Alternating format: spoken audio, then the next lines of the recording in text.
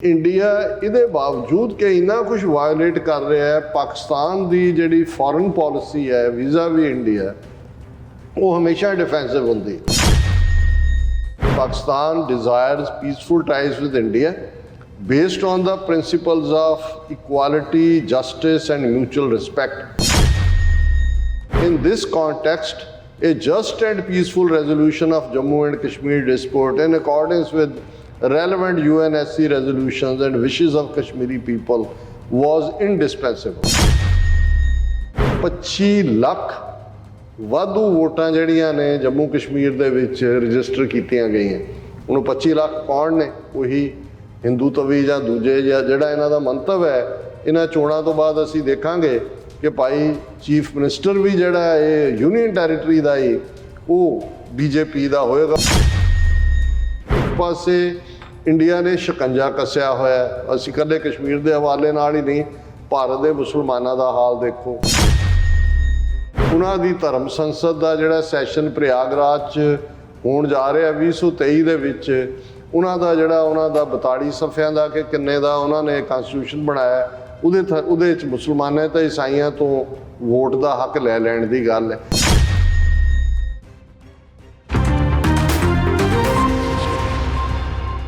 ਦਰਸ਼ਕੋ, break ਬਾਅਦ ਆਪਾਂ ਤੁਹਾਨੂੰ ਸਭ ਨੂੰ ਜੀ ਆਇਆਂ ਕਹਿੰਦੇ ਹਾਂ। ਸੋ ਵਿਊਅਰਸ, ਗੱਲਬਾਤ ਕਰਾਂਗੇ ਭਾਰਤ ਤੇ ਪਾਕਿਸਤਾਨ ਦੇ ਹਵਾਲੇ ਨਾਲ ਕਿ ਭਾਰਤ ਵੱਲੋਂ ਪਾਕਿਸਤਾਨ ਪ੍ਰਤੀ ਪੂਰੀ ਤਰ੍ਹਾਂ ਦੁਸ਼ਮਣੀ ਭਰਿਆ ਰਵੱਈਆ ਜਿਹੜਾ ਹੋਣ ਦੇ ਬਾਵਜੂਦ ਪਾਕਿਸਤਾਨ ਦੀਆਂ ਸਿਆਸੀ ਧਿਰਾਂ ਹਮੇਸ਼ਾ ਡਿਫੈਂਸਿਵ ਜਿਹੜਾ ਪੋਸਟਰ ਹੈ ਉਹ ਰੱਖਦੀਆਂ ਨੇ, ਔਰ ਪਾਕਿਸਤਾਨ ਭਾਰਤ ਪ੍ਰਤੀ ਡਿਪਲੋਮੈਟਿਕ ਹਮਲਾਵਰ ਰੁਖ ਕਿਉਂ ਨਹੀਂ ਰੱਖਦਾ। ਸੋ ਇਸ ਬਾਰੇ ਆਪਾਂ ਗੱਲਬਾਤ ਕਰਨ ਜਾ ਰਹੇ ਹਾਂ। ਸੋ ਅਸੀਂ ਚਾਹਾਂਗੇ ਕਿ ਤੁਸੀਂ ਇਸੇ ਤਰ੍ਹਾਂ ਬਣੇ ਰਹਿਣਾ। ਦੇਖਣ, ਸੁਣਨ, ਲਿਖਣ ਲਈ ਤੁਹਾਡਾ ਸਭ ਦਾ ਬਹੁਤ ਬਹੁਤ ਸ਼ੁਕਰੀਆ ਜੀ। ਡਾਕਟਰ ਸਾਹਿਬ, ਕੀ ਕਹਿਣਾ ਚਾਹੋਗੇ? ਦੇਖੋ, ਅਸੀਂ ਹਮੇਸ਼ਾ ਹੀ ਜਦੋਂ ਖਾਲਿਸਤਾਨ ਦੇ ਸੰਘਰਸ਼ ਦੀ ਗੱਲ ਕਰਦੇ ਹਾਂ ਤੇ ਜਿਹੜਾ ਮੇਰੇ ਦਿਲ ਨੂੰ ਸਭ ਤੋਂ ਅਜ਼ੀਜ਼ ਹੈ ਉਸ ਦੇ ਨਾਲ ਉਹ ਕਸ਼ਮੀਰੀਆਂ ਦੀ ਲੜਾਈ ਹੈ, ਉਹਨਾਂ ਦੀ ਬਹਾਦਰੀ ਹੈ ਔਰ ਕਸ਼ਮੀਰੀਆਂ ਦਾ ਰਾਈਟ ਆਫ ਸੈਲਫ ਡਿਟਰਮੀਨੇਸ਼ਨ ਦਾ ਹੱਕ ਹੈ। ਇਸ ਲਈ ਕੋਈ ਪਲੇਟਫਾਰਮ ਹੋਏ, ਪਬਲਿਕ ਪਲੇਟਫਾਰਮ, ਪ੍ਰਾਈਵੇਟ ਗੱਲਬਾਤ, ਉਹਦੇ 'ਚ ਮੈਂ ਸਮਝਦਾ ਹਾਂ ਕਿ ਵੀ ਖਾਲਿਸਤਾਨ ਦਾ ਕੇਸ ਔਰ ਕਸ਼ਮੀਰ ਦਾ ਕੇਸ ਇਹ ਦੋਵੇਂ ਹੀ ਇੱਕ ਦੂਸਰੇ ਨਾਲ ਜੁੜੇ ਹੋਏ ਨੇ।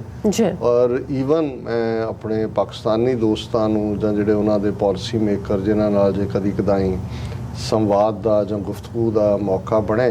ਤਾਂ ਮੈਂ ਉਹਨਾਂ ਨੂੰ ਇੱਕ ਸਿਆਣੇ ਪਾਕਿਸਤਾਨੀ ਦੀ ਇਹ ਕੋਟ ਯਾਦ ਕਰਵਾਉਣਾ ਹੁੰਦਾ ਹੈ ਕਿ ਵੀ road from Lahore to Srinagar goes via Amritsar.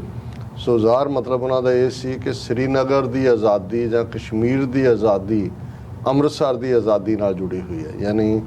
ਜੇ ਖਾਲਿਸਤਾਨ ਲਿਬਰੇਟ ਹੋ ਜਾਂਦਾ ਹੈ ਤੇ ਕਸ਼ਮੀਰ ਆਪਣੇ ਆਪ ਹੀ ਜਿਹੜਾ ਉਸ ਪਾਸੇ ਵੱਲ ਪਹੁੰਚ ਜਾਏਗਾ, ਲਿਬਰੇਟ ਹੋ ਜਾਏਗਾ। ਹੁਣ ਇਹ ਔਰ ਇਹਦੇ 'ਚ ਵੀ ਕੋਈ ਸ਼ੱਕ ਨਹੀਂ ਹੈ ਕਿ ਪਾਕਿਸਤਾਨ ਦੇ ਲਈ ਇਹ ਨਹੀਂ ਹੈ ਵੀ ਪਾਕਿਸਤਾਨ ਨੇ 47 ਤੋਂ ਬਾਅਦ ਕਸ਼ਮੀਰ ਦੀ ਅਹਿਮੀਅਤ ਨੂੰ ਨਹੀਂ ਸਮਝਿਆ। ਰਾਦਰ ਜਿਹੜੀਆਂ 4 ਜੰਗਾਂ ਉਹ 48 ਹੋਏ, ਉਹ 65 ਹੋਏ, ਉਹ 71 ਹੋਏ ਜਾਂ ਫਿਰ 1999 'ਚ ਕਾਰਗਲ ਹੋਏ, ਉਹ ਸਾਰੀਆਂ ਹੀ ਕਸ਼ਮੀਰ ਦੇ ਮੁੱਦੇ 'ਤੇ ਨੇ। ਫਿਰ ਇਹੀ ਨਹੀਂ ਕਿ ਵੀ ਜਸਟ ਕਸ਼ਮੀਰ ਦੇ ਵਿੱਚ ਹਿਊਮਨ ਰਾਈਟਸ ਵਾਇਓਲੇਟ ਹੁੰਦੇ ਨੇ ਜਾਂ ਕਸ਼ਮੀਰ ਇੱਕ ਮੁਸਲਿਮ ਮੈਜੋਰਿਟੀ ਪ੍ਰੋਵਿੰਸ ਹੈ, ਉਹ ਪਾਕਿਸਤਾਨ 'ਚ ਹੋਣਾ ਚਾਹੀਦਾ। ਪਰ ਜਦੋਂ ਅਸੀਂ ਦੇਖਦੇ ਹਾਂ ਕਿ ਲਾਈਫ ਲਾਈਨ ਜਿਹਨੂੰ ਕਿਹਾ ਜਾਂਦਾ ਹੈ ਜਾਂ ਜਿਸ ਨੂੰ ਦੋਨੋਂ ਹੀ ਦਰਿਆ ਚਨਾਬ ਔਰ ਜੇਹਲਮ ਜਿਹੜੇ ਕਸ਼ਮੀਰ 'ਚੋਂ ਆਉਂਦੇ ਨੇ, ਪਾਕਿਸਤਾਨ ਦੀ ਲਾਈਫ ਲਾਈਨ ਅੱਜ ਪੰਜਾਬ ਜਿਹੜਾ ਲਹਿੰਦਾ ਪੰਜਾਬ ਹੈ ਉਹਨਾਂ ਦਾ ਐਗਰੀਕਲਚਰ ਹਾਲਾਤ ਤਾਂ ਅੱਜ ਵੀ ਉੱਥੇ ਇਹ ਨੇ ਕਿ ਈਵਨ ਪਾਕਿਸਤਾਨ ਨੂੰ ਵੀ ਵੀਟ ਜਿਹੜੀ ਹੈ ਕਣਕ ਇੰਪੋਰਟ ਕਰਨੀ ਪੈ ਰਹੀ ਹੈ। ਹਾਲਾਂ ਇੱਕ ਜ਼ਮਾਨਾ ਇਹੀ ਖਿੱਤਾ ਜਿੱਥੇ ਜਦੋਂ ਕਣਕ ਮਾਰਕੀਟ ਦੇ ਵਿੱਚ ਆਉਂਦੀ ਸੀ ਤੇ ਦੁਨੀਆ ਦੀ ਮਾਰਕੀਟ 'ਚ ਕਣਕ ਦਾ ਭਾਅ ਜਿਹੜਾ ਉਹ ਹੁੰਦਾ ਸੀ, ਉਸ ਦਾ ਮਿੱਥਿਆ ਜਾਂਦਾ ਸੀ। ਸੋ ਜਦੋਂ ਅੱਜ ਇਹ ਹਾਲਾਤ ਨੇ ਔਰ ਇਹ ਜੇ ਕਸ਼ਮੀਰ ਦੇ ਮੁੱਦੇ ਦੇ ਉੱਤੇ ਇਕੱਲਾ ਇਹ ਹਿਊਮਨ ਰਾਈਟਸ ਜਾਂ ਮੁਸਲਿਮ ਮੈਜੋਰਿਟੀ ਪ੍ਰੋਵਿੰਸ ਦੀ ਗੱਲ ਨਹੀਂ ਹੈ, ਪਾਕਿਸਤਾਨ ਦੀ ਲਾਈਫ ਲਾਈਨ ਇੰਡਸ ਵਾਟਰ ਟਰੀਟੀ ਜਿਸ ਬਾਰੇ ਆਲਰੇਡੀ RSS ਨੇ ਜਿੱਥੇ ਆਪਣੇ ਅੱਡ-ਅੱਡ ਮੌਕਿਆਂ ਦੇ ਉੱਤੇ ਆਰਟੀਕਲ 370 ਔਰ 35A ਖਤਮ ਕਰਨ ਦੀ ਗੱਲ ਕੀਤੀ ਸੀ, ਜਿਹੜੀ ਉਹਨਾਂ ਕਰਤੀ। ਯੂਨੀਵਰਸਲ ਸਿਵਲ ਕੋਡ ਲਿਆਉਣ ਦੀ ਗੱਲ ਜਿਹਦੇ ਥੱਲੇ ਮੁਸਲਿਮ ਲਾਅ ਉਹਨਾਂ ਨੇ ਅਗਲੇ ਸਟੈਪ ਦੇ ਵਿੱਚ ਖਤਮ ਕਰਨਾ ਹੈ। ਔਰ ਇਸੇ ਤਰ੍ਹਾਂ ਉਹਨਾਂ ਦੀ ਉੱਥੇ ਉਹਨਾਂ ਨੇ ਇੰਡਸ ਵਾਟਰ ਟਰੀਟੀ ਨੂੰ ਵੀ ਖਤਮ ਕਰਨ ਦੀ ਗੱਲ ਕੀਤੀ। ਅਜੇ ਬੇਸ਼ੱਕ ਉਹ ਚੁੱਪ ਕਰਕੇ ਪਿੱਛੇ ਹਟ ਗਏ ਆਪਣੇ ਇਸ ਤੋਂ, ਉਹ ਟਾਈਮ ਦੀ ਭਾਲ 'ਚ ਨੇ। ਲੇਕਿਨ ਆਲਰੇਡੀ ਕਸ਼ਮੀਰ ਦੇ ਵਿੱਚ ਉਹਨਾਂ ਨੇ ਉਹ ਬਗਲਿਆਰ ਡੈਮ ਦੇ ਨਾਂ ਥੱਲੇ ਬਿਰਾਜ ਹੋਏ ਜਾਂ ਕ੍ਰਿਸ਼ਨ ਗੰਗਾ ਹੋਏ ਜਾਂ ਫਲਾਣਾ ਹੋਏ ਕੁਝ ਹੋਰ ਇਸ ਕਿਸਮ ਦੇ ਹਿੰਦੂਆਈਜ਼ ਨਾਵਾਂ ਦੇ ਥੱਲੇ ਉਹ ਤਾਂ ਆਲਰੇਡੀ ਰੈਸਟ੍ਰਿਕਟ ਕਰ ਰਹੇ ਨੇ। ਹੁਣ ਇਸ ਸਾਰੇ ਦੇ ਚੱਲਦੇ ਆ ਇੱਕ ਪਾਸਾ ਤਾਂ ਜੰਗ ਦਾ ਮੈਦਾਨ ਹੈ, ਉਹ ਪਾਕਿਸਤਾਨ ਨੇ ਜਿਵੇਂ ਮੈਂ ਕਿਹਾ ਵੀ 4 ਵਾਰ ਕੀਤਾ। ਦੂਸਰਾ ਇੰਡੀਆ ਨੇ ਵਾਇਲੇਟ ਕੀਤੇ ਨੇ ਸਾਰੇ international norm, UN security council ਦਾ ਖਾਸ ਤੌਰ ਤੇ ਆ ਜਿਹੜਾ ਜੋ ਕੰਮ ਇਹਨਾਂ ਨੇ 5 ਅਗਸਤ 2019 ਨੂੰ ਕੀਤਾ। ਪਰ ਇਹਦੇ ਬਾਵਜੂਦ ਜਿਹੜਾ ਮੇਰਾ ਸ਼ਿਕਵਾ ਜਾਂ ਸ਼ਿਕਾਇਤ ਹੈ ਕਿਸੇ ਇੱਕ ਧਿਰ ਜਾਂ ਪਾਰਟੀ ਤੋਂ ਨਹੀਂ, ਜਿਹੜੇ ਵੀ ਗਵਰਨਮੈਂਟ 'ਚ ਵੀ ਆਉਂਦੀ ਹੈ ਉਦੋਂ ਵੀ, ਆਪੋਜੀਸ਼ਨ 'ਚ ਜਾਂਦੇ ਨੇ ਉਦੋਂ ਵੀ, ਕਿ ਵੀ ਇੰਡੀਆ ਇਹਦੇ ਬਾਵਜੂਦ ਕਿ ਇੰਨਾ ਕੁਝ ਵਾਇਲੇਟ ਕਰ ਰਿਹਾ ਹੈ। ਪਾਕਿਸਤਾਨ ਦੀ ਜਿਹੜੀ ਫੋਰਨ ਪਾਲਿਸੀ ਹੈ ਵੀਜ਼ਾ ਵੀ ਇੰਡੀਆ, ਉਹ ਹਮੇਸ਼ਾ ਡਿਫੈਂਸਿਵ ਹੁੰਦੀ ਹੈ, ਉਹ ਚੜ੍ਹ ਕੇ ਨਹੀਂ ਹੁੰਦੀ, ਉਹ ਤੁਸੀਂ ਜਿਹੜਾ ਵੰਗਾਰ ਦੇ ਨਾਲ ਨਹੀਂ ਹੁੰਦੀ, ਉਹ ਆਪਣੇ ਆਪ ਨੂੰ ਤੁਸੀਂ ਡਿਫੈਂਡ ਕਰ ਰਹੇ ਹੁੰਦੇ ਹੋ ਜਾਂ ਤੁਸੀਂ ਉਹੀ ਰਟਿਆ ਰਟਾਇਆ ਕਿ ਜੀ UN ਸਿਕਿਉਰਿਟੀ ਕੌਂਸਲ ਦੇ ਰੈਜ਼ੋਲੂਸ਼ਨ ਇੰਡੀਆ ਮੰਨੇ, ਫਲਾਣਾ ਹੋਏ, ਢਿਮਕਾ ਹੋਏ। ਹੁਣ ਮੈਂ ਅੱਜ ਦੇਖ ਰਿਹਾ ਸੀ ਕਿ ਸ਼ਹਬਾਜ਼ ਸ਼ਰੀਫ ਹੁਣ ਪ੍ਰਾਈਮ ਮਿਨਿਸਟਰ ਨੇ, ਹਾਲਾਂ ਮੈਂ ਅਕਸਰ ਇਹ ਕਹਿੰਦਾ ਵੀ ਅਸੀਂ ਪਾਕਿਸਤਾਨ ਦੀ ਅੰਦਰੂਨੀ ਸਿਆਸਤ ਬਾਰੇ ਕਾਮੈਂਟ ਨਹੀਂ ਕਰਦੇ, ਹਾਲਾਂ ਜੋ ਵੀ ਉੱਥੇ ਚੱਲਦਾ ਹੈ ਉਸ ਦੇ ਉੱਤੇ ਸਾਡੀ ਨਜ਼ਰ ਵੀ ਹੁੰਦੀ ਹੈ, ਕਈ ਵਾਰ ਸਾਨੂੰ ਅਫਸੋਸ ਵੀ ਹੁੰਦਾ ਹੈ ਕਿ ਭਾਈ ਚੈਲੰਜਸ ਕੀ ਨੇ ਆਲੇ ਦੁਆਲੇ ਤੇ ਕਿਸ ਹੱਦ ਤੱਕ ਜਿਹੜੀ ਸਿਆਸਤ ਹੈ ਉਹ ਨਿਗਰਦੀ ਜਾ ਰਹੀ ਹੈ, ਪਰ ਮੈਂ ਉਸ ਬਾਰੇ ਨਹੀਂ ਕਾਮੈਂਟ ਕਰਾਂਗਾ। ਹੁਣ ਆਸਟ੍ਰੇਲੀਅਨ ਦੇ ਨਵੇਂ ਹਾਈ ਕਮਿਸ਼ਨਰ ਪਾਕਿਸਤਾਨ 'ਚ ਉਹਨਾਂ ਨੇ ਟੇਕ ਓਵਰ ਕੀਤਾ ਔਰ ਉਹਨਾਂ ਨੂੰ ਵੈਲਕਮ ਕਰਦੇ ਆ ਪਾਕਿਸਤਾਨ ਦੇ ਪ੍ਰਾਈਮ ਮਿਨਿਸਟਰ ਸ਼ਹਬਾਜ਼ ਸ਼ਰੀਫ ਜਿਹੜੇ ਨੇ, ਉਹਨਾਂ ਨੇ ਮੀਟਿੰਗ ਕੀਤੀ ਜਾ ਰਿਹਾ Australian high commissioner to Pakistan mister Neil Hawkin, ਇਹ ਉਹਨਾਂ ਨੇ ਔਰ ਇਹ ਡਾਨ ਨੇ ਕੋਟ ਕੀਤਾ ਔਰ ਇਸ ਮੌਕੇ ਦੇ ਉੱਤੇ ਪ੍ਰਾਈਮ ਮਿਨਿਸਟਰ ਨੂੰ ਕੋਟ ਕੀਤਾ ਗਿਆ ਕਿ ਉਹਨੇ Pakistan desires peaceful ties with India based on the principles of equality, justice and mutual respect, ਕਿ ਜੀ ਅਸੀਂ ਭਾਰਤ ਨਾਲ ਬਰਾਬਰ ਦੇ ਸੰਬੰਧ ਜਿਹੜੇ ਨਿਆਂ ਸੰਗਤ ਹੋਣ, ਜਿਹੜੇ ਇੱਕ ਦੂਜੇ ਦਾ ਜਿਹੜਾ ਉਹ ਕਦਰਦਾਨੀ 'ਚ ਤੇ ਹੋਣ। In this context, a just and peaceful resolution of Jammu and Kashmir dispute in accordance with relevant UNSC resolutions and wishes of Kashmiri people was indispensable। ਹੁਣ ਦੇਖਣ ਨੂੰ ਲੱਗੇਗਾ ਜੀ ਬੜੀ ਸਟਰੋਂਗ, ਹੁਣ ਤੁਸੀਂ ਆਸਟ੍ਰੇਲੀਅਨ ਹਾਈ ਕਮਿਸ਼ਨਰ ਦੇ ਲੈਵਲ ਦੇ ਉੱਤੇ ਗੱਲ ਕਰ ਰਹੇ ਹੋ, ਉਹਨੂੰ ਤੁਸੀਂ ਇਹ ਦੇ ਰਹੇ ਹੋ ਔਰ ਇਹਦੇ ਤੇ ਕੋਈ ਇਹ ਨਹੀਂ ਹੈ ਕਿ ਭਾਈ ਜੇ ਆਸਟ੍ਰੇਲੀਆ ਇੱਕ ਡੈਮੋਕ੍ਰੈਟਿਕ ਕੰਟਰੀ ਹੈ ਔਰ ਦੂਸਰਾ ਹਾਈ ਕਮਿਸ਼ਨਰ ਲੈਵਲ ਤੇ ਉਹ ਤਾਂ ਡਿਪਲੋਮੇਸੀ ਹੁੰਦੀ ਹੈ ਵੀ ਤੁਸੀਂ ਅਪਰ ਲੈਵਲ ਤੇ ਪਾਲਿਸੀ ਕਿਉਂ ਨਹੀਂ ਬਣਾਉਂਦੇ ਕਿ ਇੰਡੀਆ ਜੋ ਉੱਥੇ ਕਰ ਰਿਹਾ ਹੈ ਔਰ ਕਿਸ ਹੱਦ ਤੱਕ ਜਾ ਕੇ ਕਰ ਰਿਹਾ ਹੈ। ਤੁਹਾਡੇ ਕੋਲ ਜਿਹੜੀ ਹਿਊਮਨ ਰਾਈਟ ਕੌਂਸਲ ਦੀਆਂ ਰਿਪੋਰਟਾਂ ਨੇ, ਤੁਹਾਡੇ ਕੋਲ ਐਮਨੈਸਟੀ ਇੰਟਰਨੈਸ਼ਨਲ ਏਸ਼ੀਆ, ਕਿਉਂ ਨਹੀਂ ਤੁਹਾਡੇ ਡਿਪਲੋਮੈਟ ਰਿਪੀਟਡਲੀ ਇੰਟਰਨੈਸ਼ਨਲ ਫੋਰਮ ਦੇ ਉੱਤੇ ਔਰ ਬਾਹਰਲੇ ਨਿਊਜ਼ਪੇਪਰਸ ਦੇ ਵਿੱਚ ਵੀ ਲਗਾਤਾਰ ਹੁਣ op-ed ਪੇਜਸ ਦੇ ਵਿੱਚ ਕਈ ਕੁਛ ਇੱਥੇ ਨਿਊਯਾਰਕ ਟਾਈਮ, ਵਾਸ਼ਿੰਗਟਨ ਪੋਸਟ 'ਚ ਲਿਖਿਆ ਜਾਂਦਾ। ਮੈਂ ਹਮੇਸ਼ਾ ਪਾਕਿਸਤਾਨ ਦੇ ਬਿਹਾਫ ਤੇ ਜਦੋਂ ਉਹਨਾਂ ਦਾ ਕੋਈ prime minister head of the state September ਦੇ UN ਸੈਸ਼ਨ 'ਚ ਆਉਂਦਾ ਇੱਥੇ ਐਡਰੈਸ ਕਰਨ, ਉਦੋਂ ਇੱਕ ਅੱਧਾ op-ed ਹੁੰਦਾ, ਉਸ ਤੋਂ ਬਿਨਾਂ ਕਦੇ ਨਹੀਂ ਹੈ ਵੀ ਕੋਈ ਜ਼ਿਕਰ ਵੀ ਹੋ ਰਿਹਾ ਹੋਏ ਵੀ ਕਸ਼ਮੀਰ 'ਚ ਕੀ ਚੱਲ ਰਿਹਾ। ਹੁਣ ਇੱਕ ਪਾਸੇ ਇਹ ਲਾਈਨ ਹੈ, ਦੂਜੇ ਪਾਸੇ ਅਸੀਂ ਚੱਲ ਕੀ ਰਿਹਾ ਜੰਮੂ ਕਸ਼ਮੀਰ 'ਚ। ਹੁਣ ਉਹਨਾਂ ਨੇ 3 ਡਰਟੀ ਡੀਜ਼ ਉੱਥੇ ਲਾਗੂ ਕੀਤੀਆਂ, ਡੈਮੋਗ੍ਰਾਫਿਕ ਚੇਂਜ,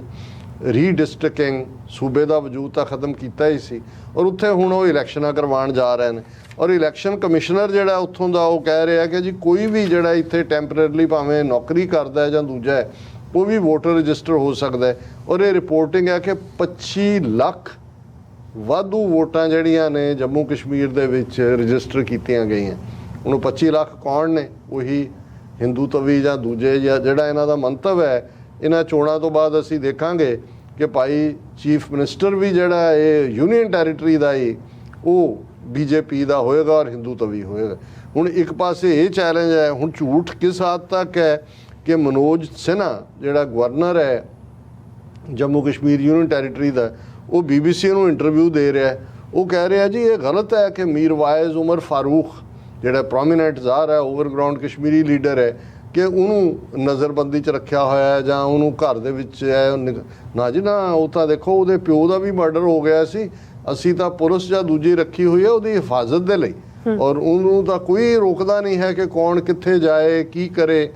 ਹੁਣ ਇੱਕ ਪਾਸੇ ਕਸ਼ਮੀਰ ਦੀ ਗਰਾਊਂਡ ਰਿਐਲਿਟੀ ਇਹ ਹੈ ਕਿ ਇਹੀ ਨਹੀਂ ਕਿ ਉਹਨਾਂ ਨੇ ਉਹਨੂੰ ਇੰਟਰਨੈਸ਼ਨਲ ਅਰੀਨਾ ਚੋਂ ਕੱਢ ਕੇ ਆਪਣੇ ਤੌਰ ਦੇ ਉੱਤੇ ਉਹਨੂੰ ਜਿਹੜਾ ਉਹਦਾ ਸੂਬੇ ਦਾ ਵਜੂਦ ਵੀ ਖਤਮ ਕੀਤਾ, ਉਹ ਤਾਂ ਪਰਮਾਨੈਂਟਲੀ ਉਸ ਲੈਵਲ ਤੇ ਲਿਜਾ ਕੇ ਉਹਨਾਂ ਨੇ ਖੜਾ ਕਰ ਦਿੱਤਾ ਹੈ ਜਿੱਥੇ ਕਿ 25 ਲੱਖ ਨਵੀਆਂ ਵੋਟਾਂ ਰਾਹੀਂ ਨਵਾਂ ਫੇਟ ਸਿਰਜਿਆ ਜਾਣਾ। ਹੁਣ ਇਸ ਸਾਰੇ ਦੇ ਚਲਦਿਆਂ ਔਰ ਇਹ ਇਕੱਲਾ ਵਰਤਾਰਾ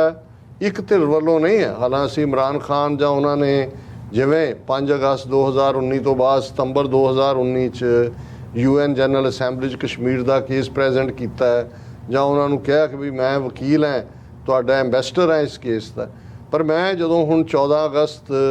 ਨੂੰ ਲਾਹੌਰ ਦੇ ਵਿੱਚ ਬਹੁਤ ਵੱਡਾ ਜਲਸਾ ਹੋਇਆ ਔਰ ਉਹ ਸਾਰੇ ਦੇ ਵਿੱਚ ਬਹੁਤ ਵੱਡੀ ਗਿਣਤੀ 'ਚ ਲੋਕ ਆਏ, ਆਜ਼ਾਦੀ ਦੀ ਗੱਲ ਔਰ ਇਮਰਾਨ ਖਾਨ ਹੋਰਾਂ ਦੀ ਬੜੀ ਜ਼ਬਰਦਸਤ ਤਕਰੀਰ ਸੀ ਜਿਹਦੇ 'ਚ ਉਹਨਾਂ ਨੇ ਗੁਲਾਮੀ ਦੀ ਗੱਲ ਕੀਤੀ, ਜ਼ਹਿਨੀ ਗੁਲਾਮੀ ਔਰ ਫਰੰਗੀ ਦੀ ਗੁਲਾਮੀ 'ਚੋਂ ਵੀ ਅਸੀਂ ਨਿਕਲ ਗਏ ਹਾਂ ਔਰ ਅੱਜ ਅਸੀਂ ਕਿਸ ਕਿਸਮ ਦੀ ਗੁਲਾਮੀ, ਇੰਡੀਪੈਂਡੈਂਟ ਫੋਰਨ ਪਾਲਿਸੀ, ਇਹ ਉਹ ਦੀ ਗੱਲ। ਪਰ ਮੇਰੇ ਲਈ ਇਹ ਮੈਨੂੰ ਦੁੱਖ ਵੀ ਹੋਇਆ ਉਹਨਾਂ 'ਚ ਜਦੋਂ ਉਹ ਕੋਈ ਆਪਣੀ ਪੋਜੀਸ਼ਨ ਦੱਸ ਰਹੇ ਨੇ ਕਿ ਭਾਈ ਮੈਂ ਜਿਹੜੀ ਅਮਰੀਕਾ ਦੀ ਵਾਰ ਸੀ ਜਦੋਂ ਉਹਨਾਂ ਨੇ ਤਾਲਿਬਾਨ ਦੇ ਨਾਂ ਥੱਲੇ ਅਫਗਾਨਾਂ ਨੂੰ ਮਾਰਨਾ ਸ਼ੁਰੂ, ਮੈਂ ਕੀ ਕਿਹਾ, ਉਹਨਾਂ ਨੇ ਆਪਣੀ ਵੀਡੀਓ ਕਲਿੱਪ ਦਿਖਾਈ, ਅਮਕੇ ਮੌਕੇ ਉਹ ਸਮਝ ਆ ਸਕਦਾ ਸੀ। ਫਿਰ ਉਹਨਾਂ ਨੇ ਭਾਰਤ ਦੀ ਤਾਰੀਫ ਦੇ ਕਸੀਦੇ ਪੜ੍ਹੇ ਕਿ ਦੇਖੋ ਭਾਰਤ ਦੀ ਕਿੰਨੀ ਇੰਡੀਪੈਂਡੈਂਟ ਫੋਰਨ ਪਾਲਿਸੀ ਹੈ ਔਰ ਉਹਨਾਂ ਨੇ ਐਸ ਜੈ ਸ਼ੰਕਰ ਦੀ ਵੀਡੀਓ ਜਿਹੜੀ ਹੈ ਉਸ ਦੇ ਵਿੱਚ ਪਲੇ ਕੀਤੀ ਕਿ ਜੀ ਦੇਖੋ ਉਹਨੂੰ ਜਦੋਂ ਪੁੱਛ ਰਹੇ ਨੇ ਕਿ ਜੀ ਇੰਡੀਆ ਕਿਉਂ ਆਇਲ ਲੈ ਰਿਹਾ, ਉਹਨੇ ਕਿਹਾ ਜੀ ਅਸੀਂ ਜਿੰਨਾ ਲੈਂਦੇ ਹਾਂ ਤਾਂ ਇੰਨੇ ਗੁਣਾ ਤੁਸੀਂ ਯੂਰਪ ਵਾਲੇ ਲੈ ਰਹੇ ਹੋ, ਤੁਸੀਂ ਕਿਉਂ ਲੈ ਰਹੇ ਹੋ, ਤੁਸੀਂ ਸਾਨੂੰ ਦੱਸੋਗੇ। ਔਰ ਉਹਨਾਂ ਨੇ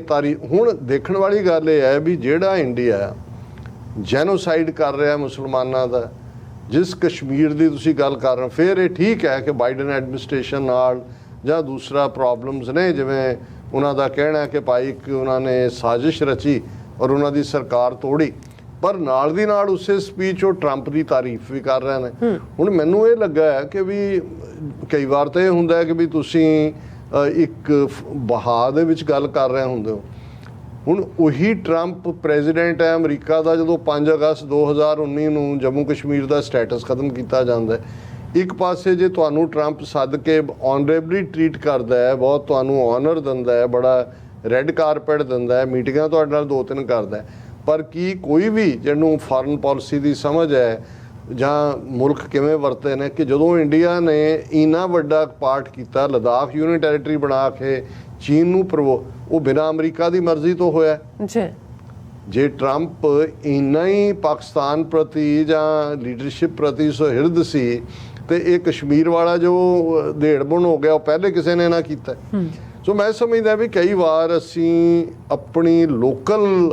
ਜਿਹੜੀ ਪੋਲਿਟਿਕਸ ਹੈ ਉਸ ਦੇ ਵਿੱਚ ਇਹ ਭੁੱਲ ਜਾਂਦੇ ਆ ਕਿ ਅਸੀਂ ਇੰਡੀਆ ਨੂੰ ਇਸ ਕਿਸਮ ਦਾ ਕ੍ਰੈਡਿਟ ਦੇ ਕੇ ਕਿ ਦੇਖੋ ਜੀ ਕਿੰਨੀ ਇੰਡੀਪੈਂਡੈਂਟ ਫੋਰਨ ਪਾਲਿਸੀ ਹੈ। ਜੇ ਇੰਨੀ ਇੰਡੀਪੈਂਡੈਂਟ ਫੋਰਨ ਪਾਲਿਸੀ ਹੁੰਦੀ ਇੰਡੀਆ ਦੀ ਤੇ ਫਿਰ ਇਹ ਠੀਕ ਹੈ। ਨਹਿਰੂ ਦੇ ਜ਼ਮਾਨੇ 'ਚ ਕੋਈ ਕਹਿ ਸਕਦਾ ਸੀ ਕਿ ਨੌਨ ਅਲਾਈਨਡ ਜਾਂ ਦੂਜਾ, ਹੁਣ ਤਾਂ ਉਹੀ ਪਾਰਟ। ਔਰ ਮੈਂ ਉਹਨਾਂ ਦੀ ਇੱਕ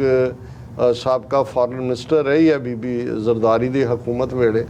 ਉਹਨੂੰ ਇੰਟਰਵਿਊ ਕਰ ਰਹੇ ਸੀ ਇੱਕ ਪਾਕਿਸਤਾਨੀ ਕੋਰਸਪੋਂਡੈਂਟ ਹੀ, ਤੇ ਉਹਨੇ ਗੱਲ ਕੀਤੀ ਕਿ ਜੀ ਅਮਰੀਕਾ ਔਰ ਇੰਨਾ ਦੂਰ ਹੋ ਗਿਆ, ਹੁਣ ਇੰਡੀਆ ਉਹਦੇ ਨੇੜੇ ਚਲਾ ਗਿਆ ਹੈ ਤੇ ਫਲਾਣਾ। ਤਾਂ ਉਹਨੇ ਬੜੇ ਮੈਨੂੰ ਅੱਛਾ ਉਹਦਾ ਕਮੈਂਟ ਲੱਗਾ ਉਹਦਾ ਬੀਬੀ ਦਾ। ਉਹਨੇ ਕਿਹਾ ਜੀ ਸਾਡੀ ਇੱਕ ਜ਼ੂਮ ਮੀਟਿੰਗ ਸੀ, ਉਹਦੇ 'ਚ ਇੰਡੀਆ ਦਾ ਰਿਪਰੈਜ਼ੈਂਟੇਟਿਵ ਵੀ ਸੀ,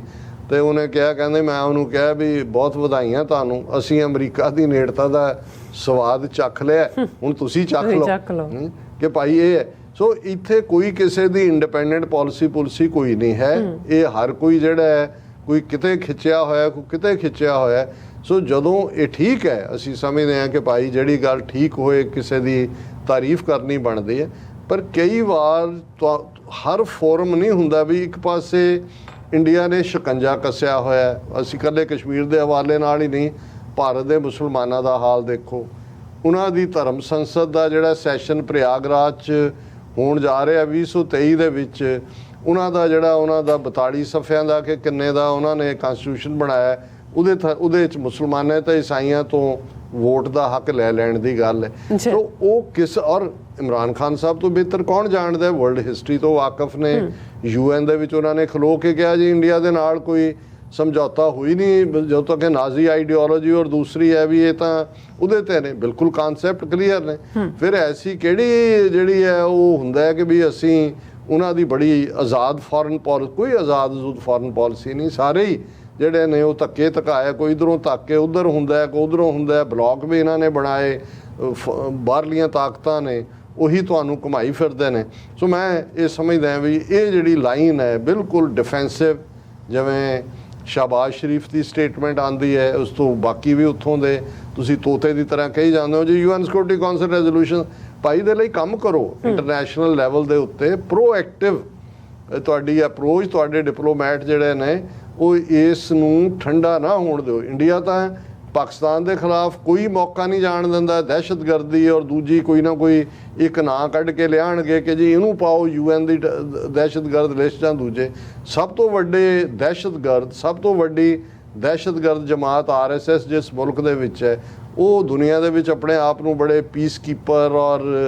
ਬੜੇ ਅਮਨ ਪਸੰਦ ਨੇ ਔਰ ਪਾਕਿਸਤਾਨ ਜਿਹੜਾ ਉਹ ਡਿਫੈਂਸਿਵ ਹੋ ਕੇ ਇਹੀ ਜਸਟੀਫਾਈ ਕਰਨ ਤੇ ਰਹਿੰਦਾ ਹੈ ਕਿ ਜੀ ਅਸੀਂ ਦਹਿਸ਼ਤਗਰਦ ਨਹੀਂ ਹਾਂ ਦੇਖੋ ਜੀ ਅਸੀਂ ਜਿਹੜਾ ਉਹ ਤਾਂ ਸਫਰ ਕਰ ਰਹੇ ਹਾਂ ਪਰ ਇਸ ਲਈ ਐਗਰੈਸਿਵ ਅਪਰੋਚ ਲੈਣਾ ਜੀ ਡਾਕਟਰ ਸਾਹਿਬ ਤੁਹਾਡਾ ਬਹੁਤ ਬਹੁਤ ਸ਼ੁਕਰੀਆ ਸਤਿ ਨੇ ਬ੍ਰੇਕ ਫਿਊਅਰਸ ਤੁਸੀਂ ਇਸੇ ਤਰ੍ਹਾਂ ਬਣੇ ਰਹਿਣਾ ਮਿਲਦੇ ਹਾਂ ਛੋਟੇ ਜਿਹੇ ਬ੍ਰੇਕ ਤੋਂ ਬਾਅਦ